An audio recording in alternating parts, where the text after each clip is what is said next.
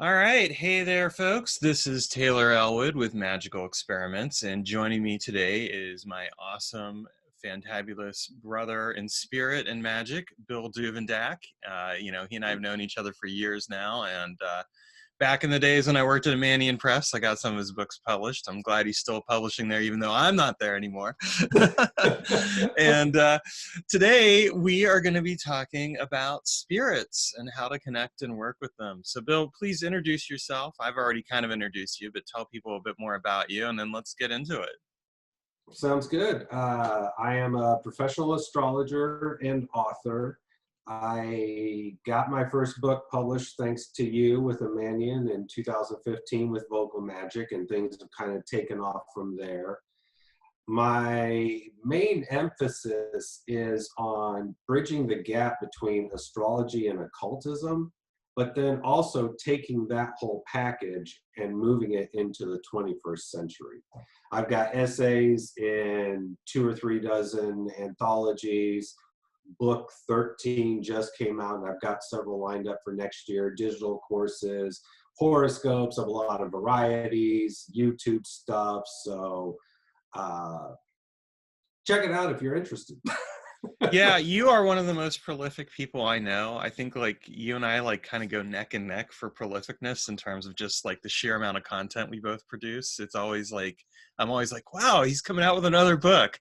That's awesome. And you're probably the same way. You're like, oh wait, he's coming out with another book. It's like, oh my gosh. But you know what? I mean, That's exactly how it is. And if I see that you're doing that and you're beating me to the punch, my first thought is I'm slacking. Well, I'm honored if that's what you're thinking in regards to my work and all that. I always appreciate your work, and you're coming out with a new book on spirits soon, aren't you? Yeah, actually, this is the first recorded announcement that I can think of. Uh, Halloween next year with the Mannion Press, it'll be called Spirit Associates. Oh, okay. Very And I cool. didn't want, it's about spirit guides, but I didn't want to call it spirit guides because it's a generic title and there's a bajillion books out there with that title. And we're not just going to talk about guides. We're going to talk about spirit teachers. We're going to talk about animal companions in spirit. We're going to kind of open it up to whatever non-physical entity that you might be working with to help your advancement. Excellent. That's awesome. I think people will get a lot of value out of that work. And as you know, I had recently published my most recent occult book was actually Walking with Spirits, which is kind of my own take on working with spirits. And I've got a planned series. The next one's going to be Walking with Elementals and Nature Spirits, which is going to explore my take on elemental magic and working with the nature and fairy spirits. So probably won't be out until sometime next year. I have no idea when because I'm just kind of taking things slow right now. But I think in general it's really fascinating because right now we're in the midst of this kind of renaissance of sorts around spirit work. But at the same time, what I see in that renaissance is a lot of approaches that are fairly placed back a few hundred years. You see a lot of like the rise of the grimoire traditions again, and like the gallery of magic books where you have like kind of just like this, hey, here's 72 angels, and if you use our techniques, which we're not going to really go into why you should do them or how they should work or anything like that, but if you use them, you can summon up these angels and smack stuff around if you want. I mean, that's basically what I've gotten when I've looked at those books. That may be an inaccurate thing, but I think it's from what I've gathered, even from what other people have said. It's kind of interesting to me because those books are like the opposite of like how you and I approach magic. And what I find most interesting is that a lot of times when I talk with people, they're like, yeah, I picked up the Gallery of Magic books and then I picked up your books.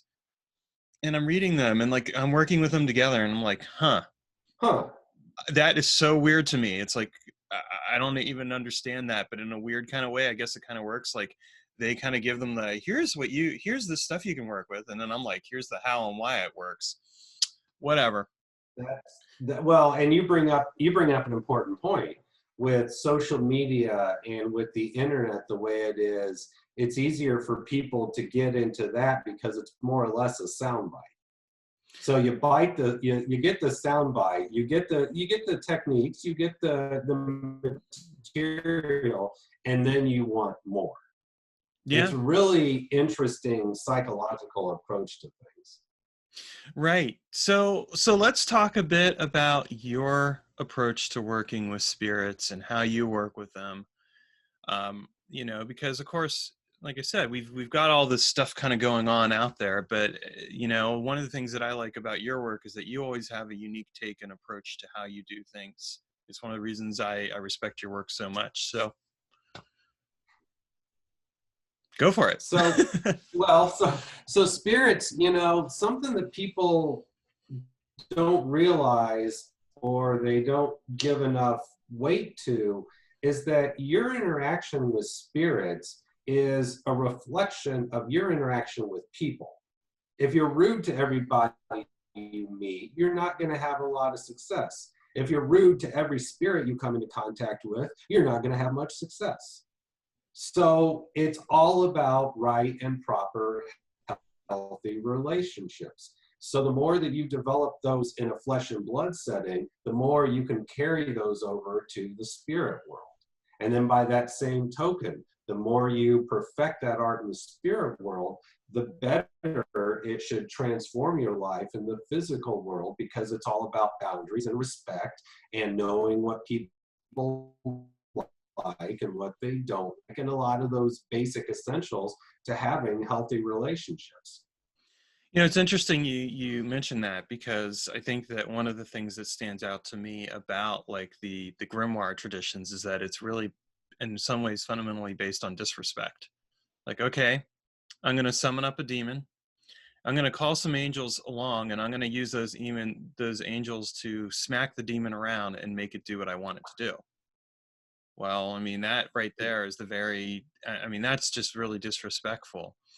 But even just in general, the whole notion of how people, a lot of what I see with how a lot of people work with spirits is a lot of times it comes down to, well, I want this, I want that.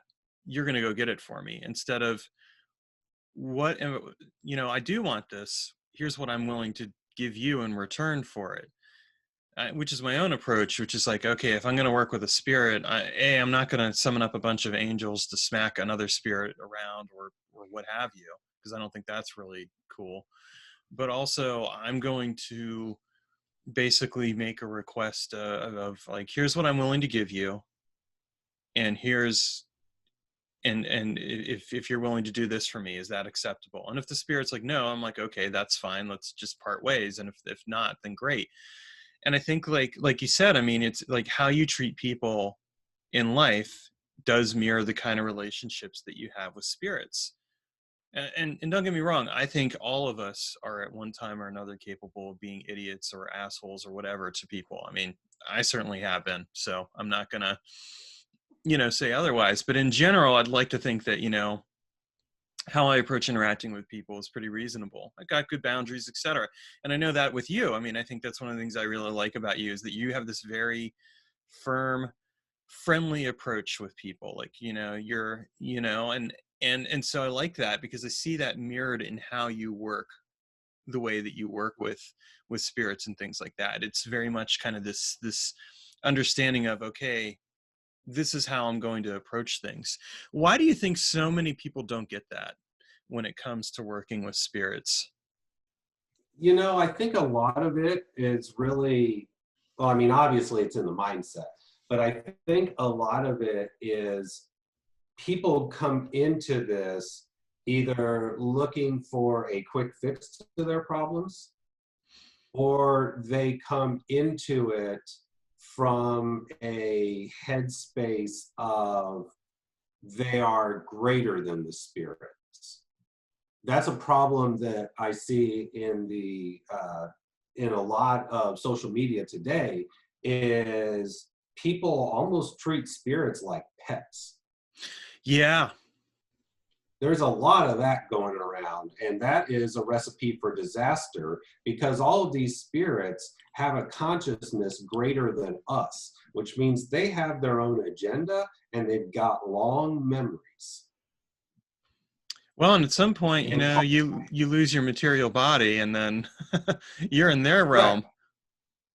exactly.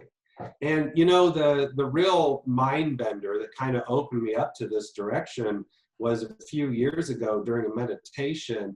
I had an epiphany, and the epiphany was, put yourself in the mindset of a spirit. You're going along, existing, working with these people, and then Christianity happens, and the rise of the Abrahamic belief system. And during that time, you get that approach of, spirit, do this or God will punish you. Well, anybody who's had experiences with abusers know, if you're a spirit and you get these host of magicians for centuries, they're saying, do this or you'll be punished, they're going to quit trusting the magicians. They're going to react like a victim of someone that was abused. So we have to earn their trust, knowing that it was damaged over the last 2,000 years. They're reluctant to trust us, just like many people are reluctant to work with spirits. Yeah, I think that's true. I mean, I think that, in my own interactions with spirits, the thing that has stood out to me the most is kind of this sense of, oh, this person is actually approaching us the right way, with respect and reverence, and working in a way that's facilitating a co-equal relationship. Because I mean, they do get benefits from us. We have material form.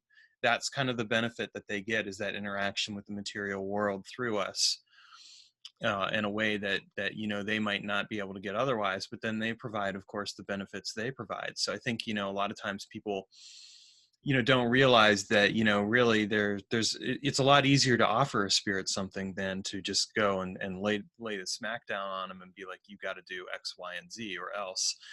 And it's interesting because, you said something earlier I want to come back to, which is that, people also are always looking for shortcuts. I mean, I do see that in a lot of the material that's even put out there now. Like, people just want shortcuts. They want their problems fixed now, which kind of in a way, in a way seems to me like a shift in the in like the available literature on magic, where there's a shift away from the spiritual aspects toward more of a commodification of magic. Where it's kind of like, okay, we're going to put tons of books out there, tons of other things, and the full goal is just to help people solve their problems and deal with material needs and wants. And nothing wrong with that. I mean, I think that is an aspect of magic that goes back to more ancient times. We see that and stuff. But it's such a move over there that commodification in and of itself seems to diminish the way that people interact with spirits as a result, and leads to exactly what you're talking about, this kind of sense of, well, I'm greater than a spirit and I'm going to treat it like a pet. Yeah, I've noticed that too. And on one hand, that's directly in line with the Western tradition, seeing magic as a tool. So, okay, but I agree with you, it is swinging almost too much. The personal growth and spiritual development is not accelerating at the same rate as that. And that's going to lead to someone that's got a very adept skill set, but no soul. They're not going to get anything out of it. They're going to satiate their desires, but as far as improving their spirit, that's arguable. And as much as this is a new problem, it's really not. But what makes it interesting now is that it happens faster. In the old days, something like this would take longer to play out. Now, it's like that. Why do you think that is? On one hand, I think it's just the interconnectedness of everybody on the planet. Mm-hmm. On the other hand, a point I argue in one of my essays is that the internet is the lowest precipitated point of the astral plane. So the more that the internet is developed, the more that veil between the astral and the physical gets thinner. So it's easier to bleed over and move between, but it also means things in the astral are easier to affect us. That makes sense. And I also think in a sense, because the nature of the internet is so focused on the commodification aspect of things, that in and of itself lends to something of what we talked about. Well, you bring up a really good point. I mean, without that internal work, you can have some people that have some decent ability to manifest stuff, but are really shitty people.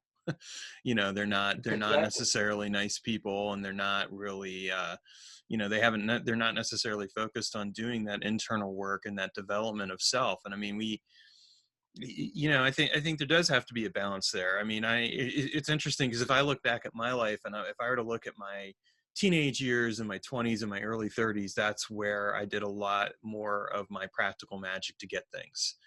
And then in my later 30s and now in my early 40s, I've kind of hit this place where most of my work is internal work. I still do stuff to manifest things on occasion, but it's not as pressing because it's kind of like, well, I've gotten a lot of what I need.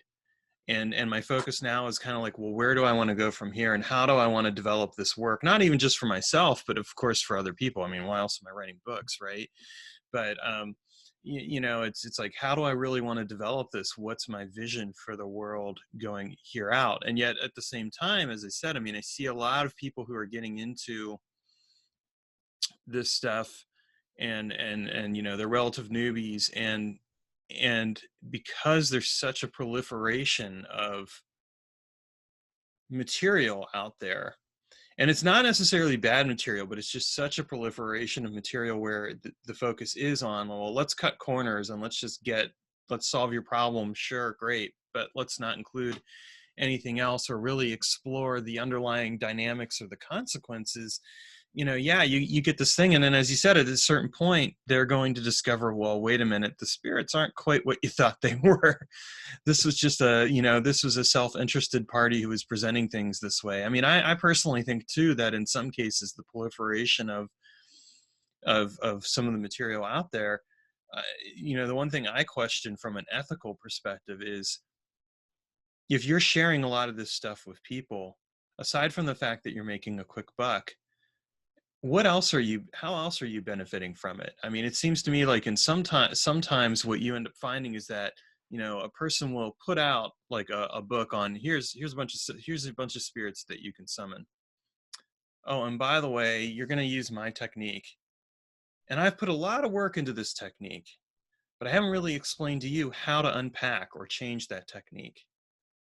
Well, what's really going on there? If I, the newbie, am reading this and I'm doing this technique, am I inadvertently feeding into your magical work and actually helping you and strengthening you? Because it's possible to do that.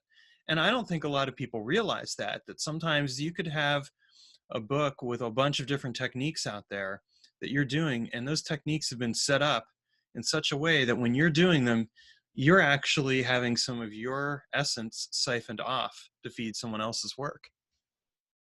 I completely agree. And what's funny is this is timely. I just had a conversation with a student of mine a few days ago, and through an email exchange, she just asked me some what I thought were basic questions, and I explained the hows and the whys and the behind the scenes side of it so that she could make an informed decision how to alter things if she chose to do. So I talked to her about pros and cons and what was traditional and what's more modern thinking. And this was an email exchange. And she emails me back and she says, I just got more out of this email exchange than I have in the last several years going through 2 or 3 teachers. People are talking techniques, but they're not talking metaphysics. They're not talking why the techniques. They're not saying this is here for this purpose. They're just saying this is here, do it. And I'm Yeah, enough of, and you were talking earlier about all of us have the potential to be assholes. I'm one of those guys that if you tell me to do it and you don't explain why, I'm not going to do it. And I'm going to tell everybody I know that knows you that you're full of shit. Because you've got to know the whys yourself. If you don't know, you can't alter. If you can't alter, you're feeding someone else. exactly. I mean, you have to understand the hows and whys. I mean, that's why I always try to present in my own books, like, a fairly in-depth exploration of things, and really try to encourage people to come up with their own work. It's like, yeah, here, you can do this stuff that I've done, but feel free to go and mess around with it and change it around, because it's exactly that same reason. I think that, a lot of times, people don't realize, oh, well, what am I really feeding into here? Well, what you're really feeding into here may not be healthy for you at all. It may be something that actually is creating a parasitical spiritual connection to the person who developed the stuff.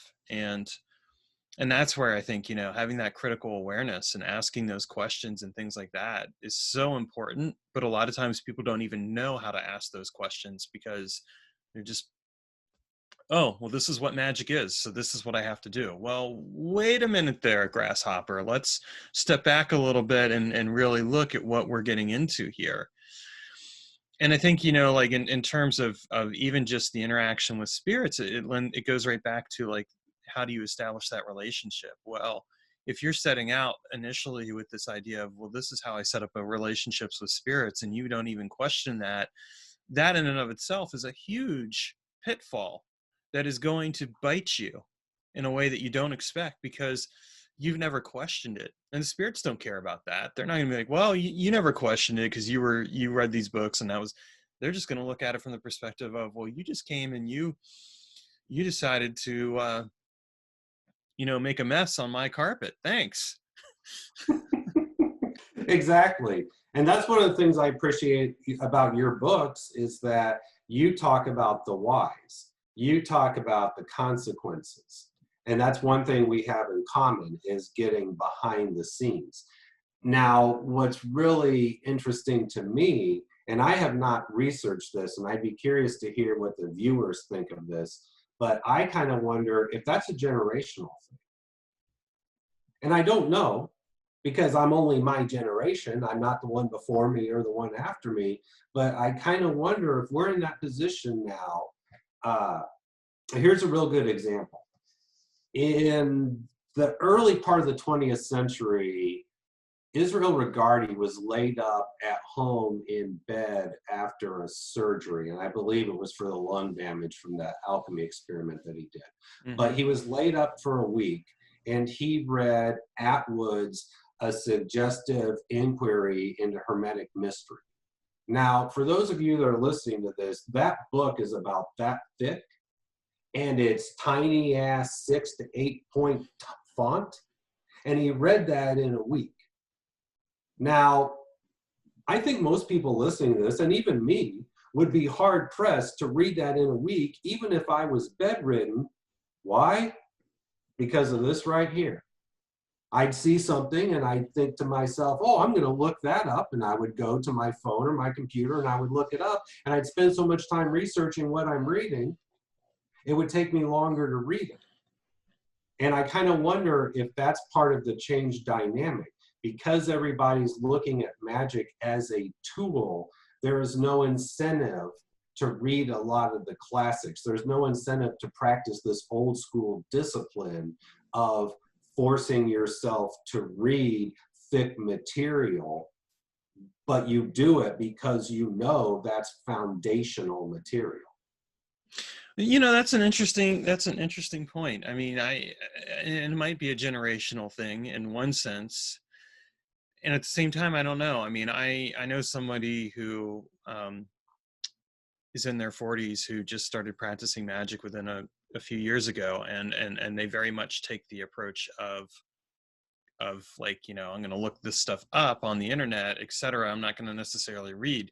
So I think I think that even though someone who is around like my age, 44, they're not going to necessarily still apply that discipline. So I don't know if it's a generational thing so much as it is even like when did you get into magic? Because like I got into magic when I was 16. Okay, I didn't have my first computer until I was 18, and even then that was a family computer. I wasn't, it wasn't until I went to college that I even began to get an opportunity to access stuff. And of course, back then in those days, it was bulletin boards and email listservs and fun things like that. It wasn't the same kind of thing that, it is now. So of course there was that discipline and that opportunity to read books. I mean, I'll admit, if I had a book that size, I wouldn't read it in a week now, but it wouldn't necessarily even be because I'd be looking stuff up. It'd be because I'm reading between 10 and 15 other books at the same time. Like, I will literally get onto my bed, lay out my books, and just start reading. Like, I'll read a chapter from one, and then I'll read a chapter from another. But that's how I process information. And that happened, and that started happening in in my 30s. Like, I think just because of the virtue of some magical work that I had done and the way that I've changed how I process information, that's why that ended up happening. Because I used to be able to just sit down and read one book at a time and go through it, and that it doesn't work that way anymore. I can't do it that way. It's not how I process information. But I think that, that's fine. That actually has benefited me in terms of how I write and everything else. But getting back to this, I think it's interesting because people have this notion of this magical work. Would they even think to look at a book like that anymore? Would they even sit down and read it? And in one sense, we have so much information available to us that it's great, but in the other sense, we have the downside of 90% of that stuff is really just not, apply Pareto's principle, and 90% of it isn't even worth it.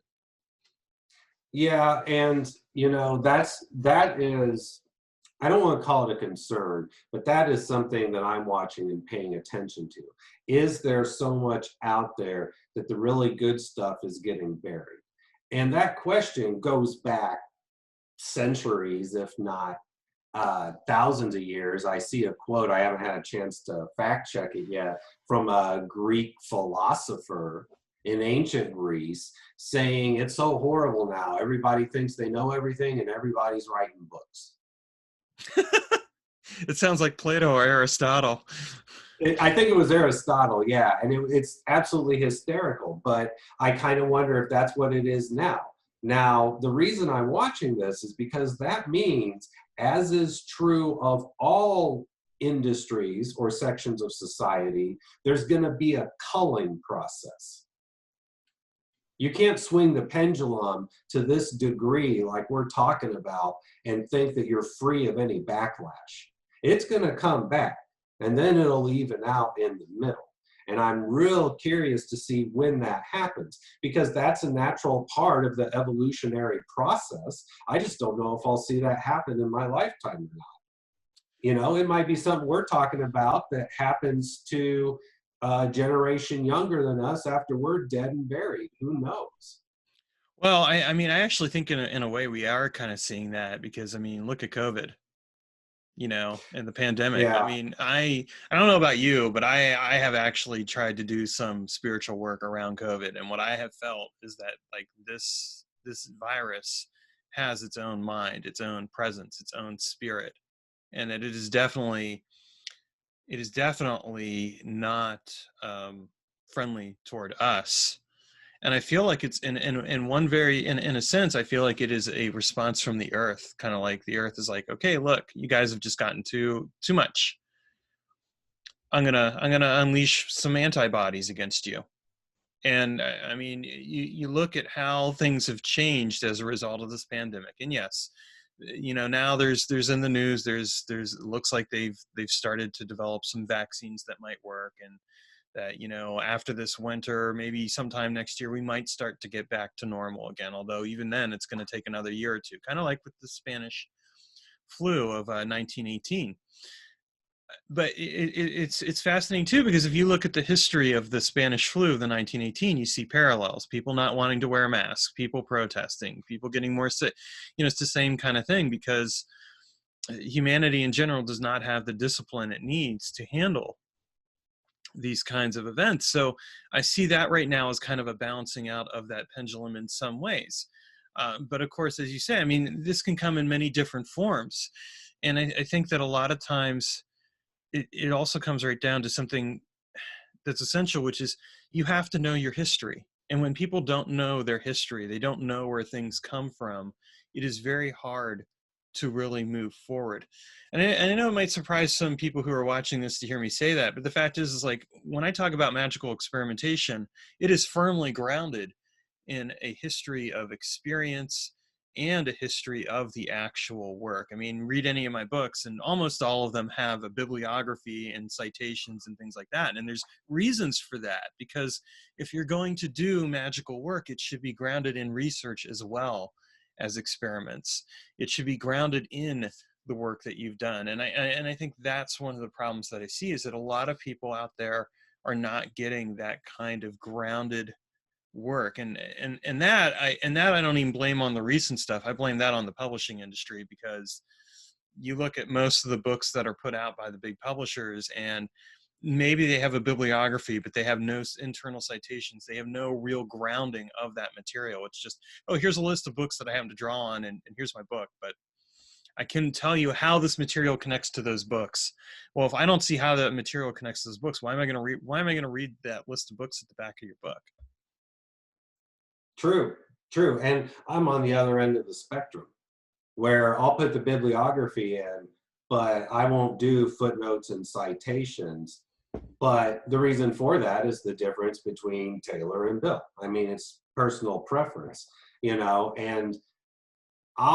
admit I'm poorly influenced by Crowley in this, because Crowley took the perspective that when you're reading his books, you've read everything he's written and you've read everything he's read. Mm. He doesn't say that, but you figure it out by reading his stuff. And the problem is, I got introduced to that when my mind was still young and impressionable in a lot of these things. So now I write from the perspective, you've read all my work. I don't assume you've read everything I've read, but I do assume you've read everything I've written. Your approach is the more logical, scholarly, dependable. You can go to it, you'll follow Taylor's footnote, see what he's talking about, and in the back he'll explain it further. Mine's the opposite, where yeah, it's here, it probably came from one of these books in the back, have fun figuring it out. Tough love versus compassionate love. Well, thank you. I appreciate that. I think it's interesting, because one of the best compliments I get from people sometimes is, I read one of your books and it made me buy a whole bunch of more books for my library. Damn you, Taylor. And I'm just like, well, there you go. That's why it was there, because I didn't want you to take my word for it. I wanted you to figure it out and see where I was drawing on, and how you could take that material. But again, I mean, different approaches work for different authors, and I'm not knocking other authors. I mean, really, when it comes right down to it, what I'm really knocking is, I think, the encouragement of the publishing industry in some ways around that kind of stuff, because it's very the publishing industry is very much about mass market. And if you look at how people interact with magic, and like we've been talking about this commodification of spirit. I know it's kind of interesting where we've taken this tangent. I mean, this is why I love doing this kind of stuff. We get into interesting tangents when we have conversations. But when you really look at it from that perspective, I mean, that mass market commodification of magic, and really the focus on the glut of 101 books that are out there, really comes down to, well, some people thought, people will want to buy this and read this. We're going to put out a bunch of material. It may not even be the best material out there. It may not be as sourced as it should be, but we'll make a mint, and that's what matters. Well, okay, yeah, you've made a mint. Congratulations, you. But you've also opened up the doors of ignorance. Even in seemingly presenting knowledge, you've actually opened up the doors of ignorance. Yeah, and part of that, I agree with you, it's a publishing industry problem. And part of that is the variety of publishers. I just got done reading earlier this year, before the Left Hand Path Consortium, I got done reading Dr. Ronald Hutton's Triumph of the Moon. Mm-hmm. And Good book. It's thick, but it's full of footnotes. It's extensive with its bibliography. He walks you through it, it breaks it down. And if a publishing house like Oxford Press that published that, if I was going to do a book for them, I would change my writing style, because I know that's their standard. That's what they expect, and to them, that's what's a good book. But then if you get another publisher that is not as stringent, well, then I'm not going to do it. And I think there's a lot of people out there that have that same mentality. Whereas your approach, there, I don't see as many people using it because it's more of a grounded, middle of the road approach. You're going to put the citations in, you're going to guide people, you're going to show them where you got it from, but it's not so heavy-handed that it's a scholastic book. Yeah, well, I don't want to go back to academia. Me either. Yeah. Been there, Unless done I that. get paid really well. Yeah, been there, done that, got the t-shirt. Mm-hmm. So let's look. We've talked a bit. We've talked about spirits. We talked about the commodification of magic, which is very relatable to the whole spirit thing, I think. But let's talk about the evolution of spirits and where you see things going with spirits. You know, what are your thoughts about where spirit work is going or where it can go? Well, I'm going to start off with an overplayed phrase, and that is, we are at a critical juncture of development of the species. Now, granted, every moment is that juncture, but I also get why now it's more emphasized than other time periods. What that means is the further that we progress, the more working with spirits is going to become natural. And when I say natural here, I mean you're going to have more kids that have invisible friends. They live in a world of fantasy and make believe when they're young, and they take it with them through their whole life. Now, some people, of course, will have that stopped by various factors. But by and large, on average, I see that tide rising. So then what that means is you're going to see different variances on spirits. So you're going to get spirits that might feel similar to a classical spirit, but they're radically different. A real good example of this is the TV show Lucifer. You've got Lucifer, the historical character. Then Neil in the 90s came up with Lucifer, the character that the TV series is based on. How many people have stopped and thought about how that interpretation of Lucifer has affected the traditional spirit of Lucifer?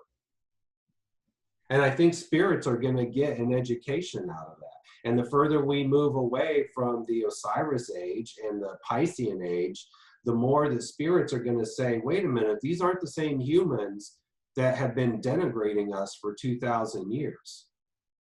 And you're going to have the malicious spirits that are like, good, let's take advantage of them for some revenge.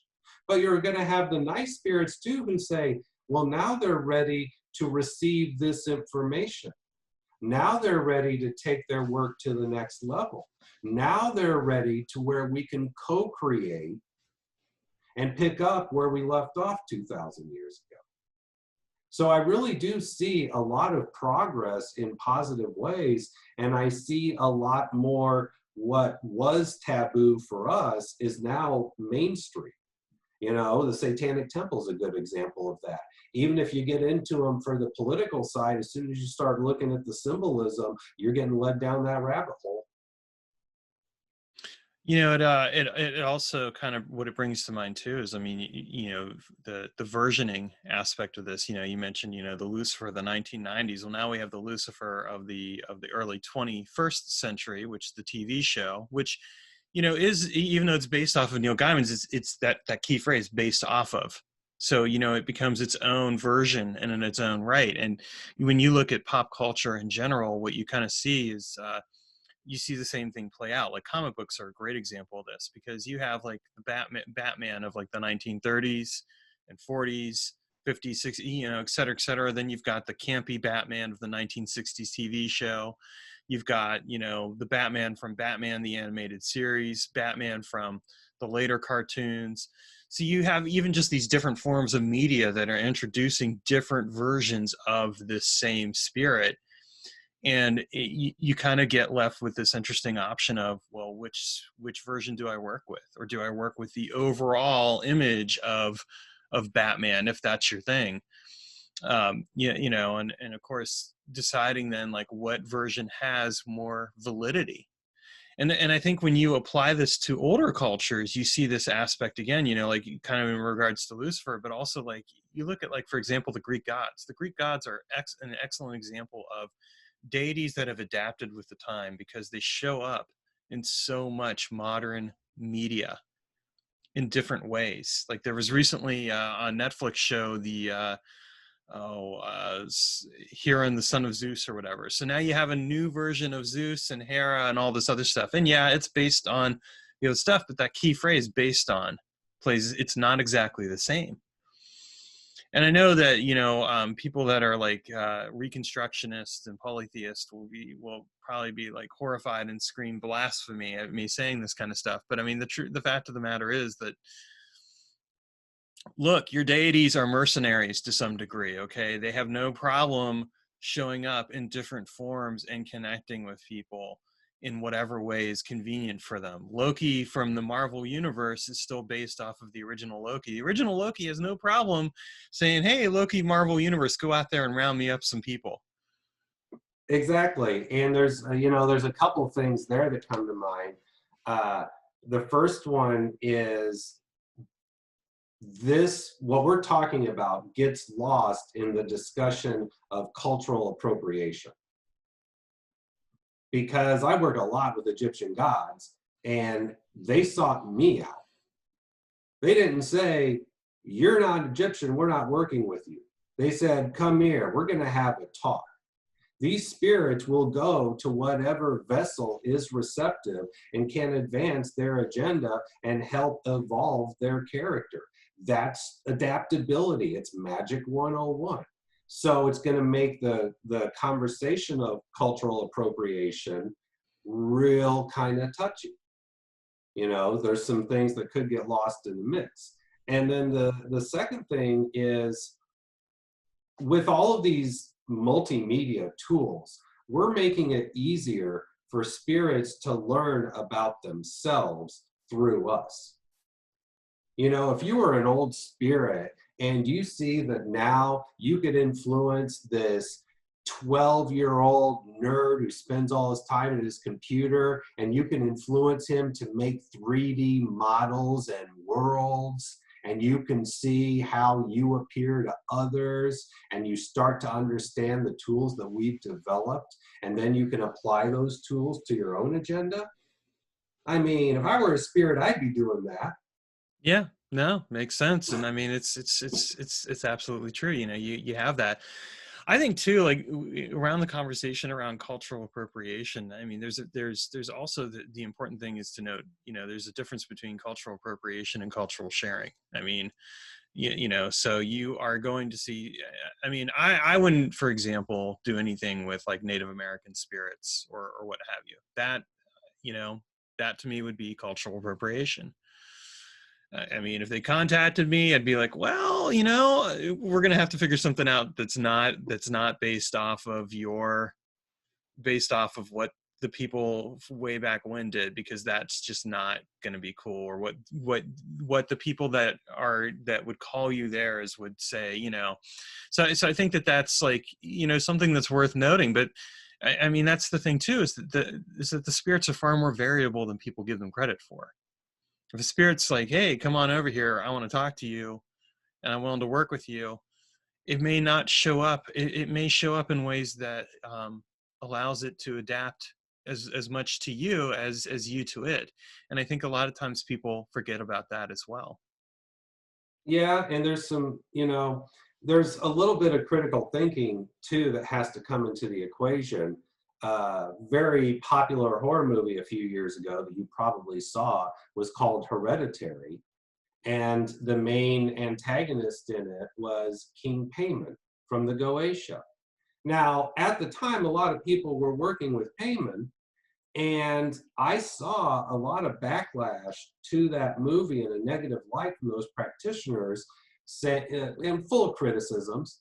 He's not supposed to be that way. This doesn't make sense. It's unbelievable.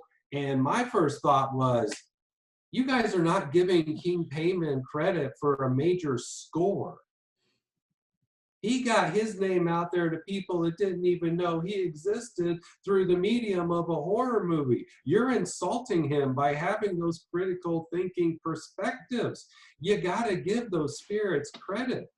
The TV show Supernatural is another one. How many, now when I go to look up Aleister Crowley on Google, I get nothing but scenes from Supernatural.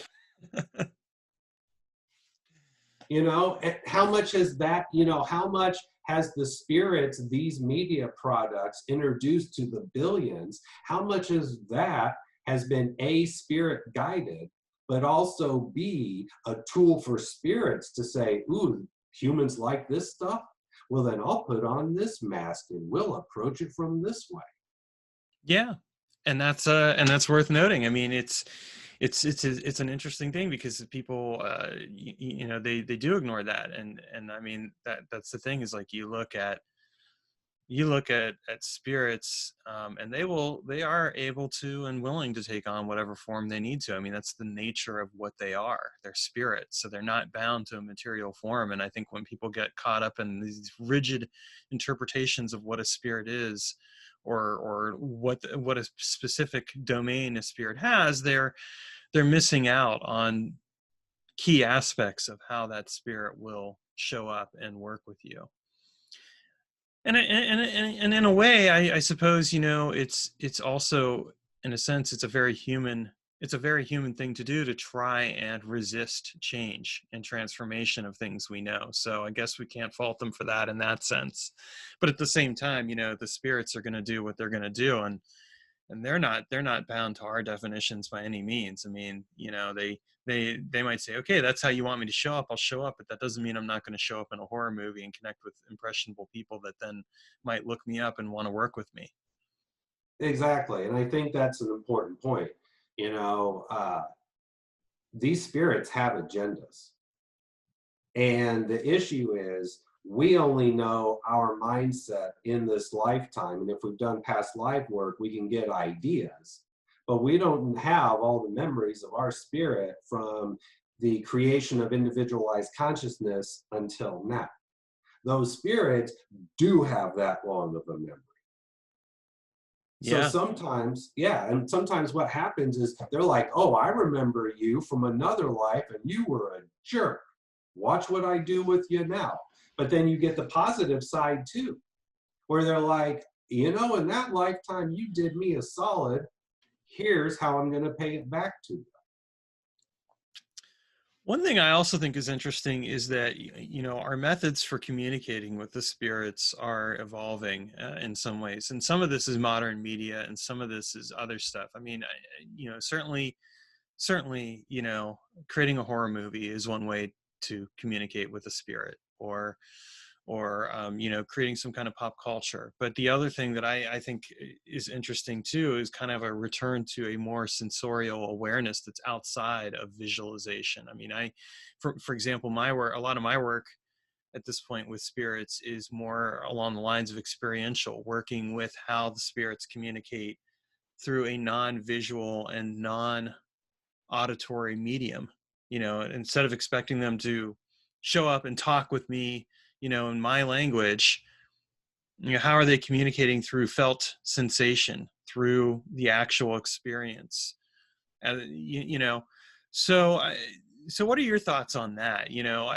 Because I think a lot of times when people think of spirit communication, they are thinking of it in a very humanocentric terms. Like, okay, the spirit, I'm going to visualize it and it's going to show up in some form and it's going to start talking with me in my native language. Well, number one, that's awesome that you're doing that, because not a lot of people are doing that. And number two, that's very much in line with scientific thought. And I think that's the key point that people should be aware of. Scientific thought says when you enter into a situation, you observe the situation and you extract the lessons and the information from what you observe. You don't go into it with a preconceived notion. And you're right. That's what people have been guilty of for a long time. Everything is human centric, and it can't be that way anymore. If you want the same results, do the same things. And I think we can look around at the world now and say, well, we could use some tweaking in some certain areas. Maybe it's time to change up what we're doing. And that, by the time we're talking about it on the social level, it's already developed on the finer planes. It's already developed in the astral. So there is this big kind of non-human centric change that's happening in the finer planes. You and other people are at the avant-garde of introducing that to the mass populace. But I think it's important because you're 100% right. It cannot, or it should not, be human-centric. If I do a ritual to spirit to contact them, then over the course of later that same day or the next few days of my life, I'm going to be watching to see if anything manifests that would be a correspondence of theirs. I'm not saying, I didn't see them in ritual, they must have said no. I'm saying, okay, here's the ritual, talk to me. And just leaving it at that, because they'll manifest, they'll get to you through ways that are comfortable to them if you do it that way. It's not forced. Right, and I think, you know, the obsession with for a lot of people now is a forced interaction. Like, you know, they want, like I can't tell you how many times I've talked to people where they're like, wow, I really want the spirit to physically manifest, and I want to be able to hear it. I want to catch it on camera. Basically, it's like, it's not how it works. They Not don't at care all. about that. And I mean, even if that is something that happens for you, like, what is that really doing for you? Oh, it proves that it's real. Like, if you don't know that it's real already, then you shouldn't be doing what you're doing, because it's real. It just shows up in ways that you don't expect. And at the same time, I think the other pitfall of that is that it leads to delusion. You know, people get so caught up in things appearing a certain way or manifesting a certain way that they ignore all the other signs, and then they kind of get on this power trip of sorts that takes them to the wrong place, and of course causes them to run afoul of that spirit at some point or another. And you know, and that's part of it too. If you treat spirits from a perspective of healthy relationships, if you screw them over, they're going to let you know. The difference is you don't know how they're going to let you know. If it were a person on the street, they'd walk up to you and they'd say, you know, you pissed me off. If it was someone on the internet or social media, they'd make a comment or a post. Anonymously. Yeah, anonymously. But the spirits, you could be asleep and all of a sudden you're having a nightmare. You could be talking with a loved one and all of a sudden it's a Freudian slip that leads to problems. They're going to use their tools. So it encourages us to be more respectful. Yeah.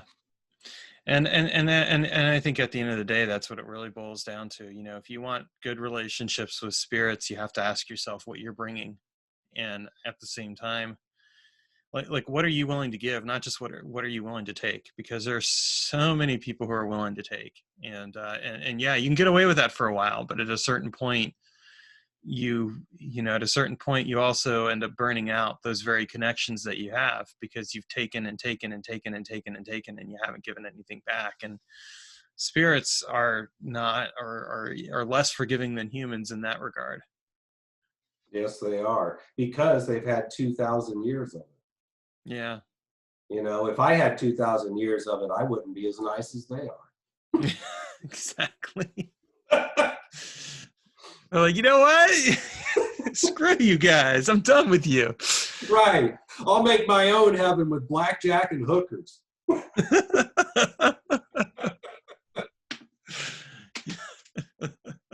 That's good. Oh, well, any final thoughts for us today?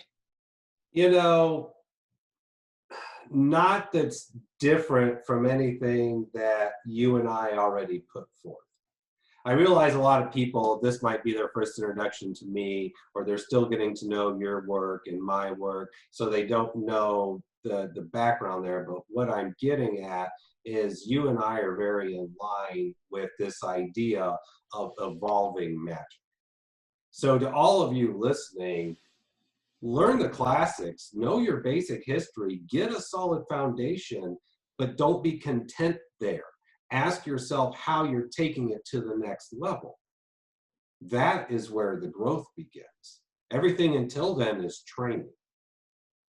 Yeah, no, I fully agree with that. I would echo that. I mean, yeah, seriously, learn the foundation, learn, get a good foundation in place. I mean, I've had people who approach me who are like, I want to start practicing pop culture magic, but I don't really have any background. And I'm like, well, I mean, you can try, but I think you really do need to get that foundational level. Spend a couple years just learning stuff, and and at the same time start asking questions and experimenting. I mean, like, that's really what I would say to anyone. Like, if you really want to understand how magic works, spend a couple years learning the basics at the very least, and then and start and ask questions like, why am I doing this? What, all that other stuff. I mean, that's how I started out. And yeah, it seems like a couple years is a lot of time to ask for. It's really not.